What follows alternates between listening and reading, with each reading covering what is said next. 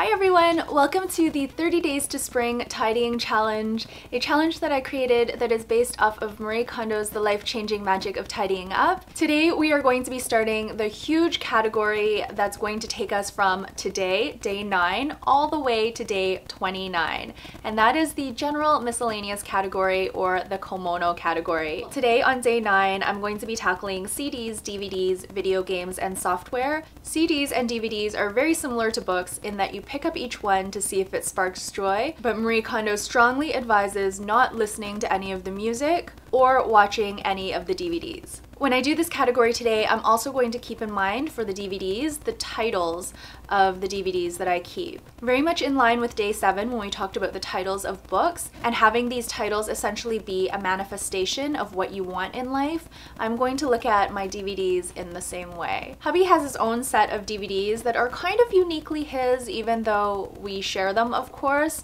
So those I am not going to touch. I'm going to set them aside for him to go through in his own time, and he can make whatever decision he wants regarding those DVDs.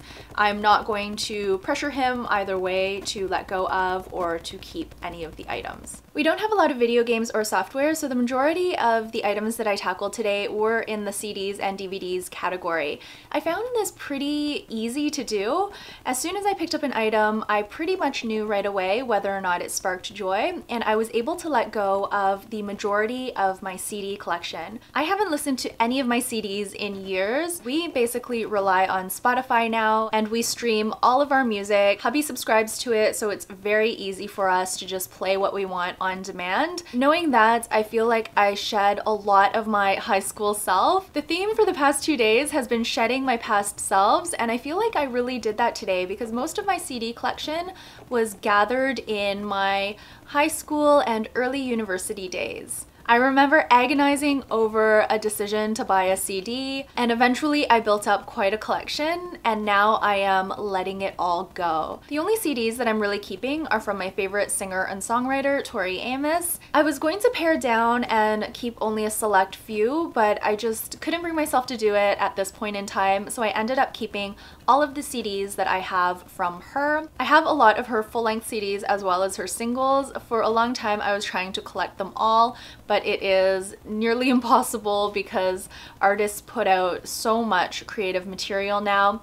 But I do want to keep the collection that I currently have, so I am hanging on to it for the time being. In terms of DVDs, I had let a lot of mine go in the past, but I'm still letting go of a huge chunk. I'm very proud of myself in this area. I'm keeping a select few. I love Sex and the City, so I'm hanging on to all of the seasons as well as the 2 films. There are just a few others that are really cute and sweet that I like to rewatch from time to time, so I'm hanging on to those as well. The majority of our DVD collection is now my hubby's, so he still has a lot of different sets and such, and I did buy him a lot of these. I don't know if he's going to be able to let them go. He's still not at that stage where he's able to let stuff go. I think he grapples a lot with whether or not to hang on to something or to let it go, but I'm just so happy that he is entertaining the process now and he's going through his things that I'm not going to put pressure on him either way. If he wants to keep something, I'm not going to say anything, and if he wants to let something go, by the same token, I'm not going to say anything, even if I bought it for him. And this is something, as I mentioned before, that I really wanted to stress to him, is that material things don't matter, and that I'm okay if he wants to let something go that I bought him. I'm not going to be hurt, I'm not going to be offended, because I know that that attachment to that material thing isn't healthy if it's not something that brings him joy. So hopefully he will be able to downsize his collection, but if not, I'm gonna grin and bear it.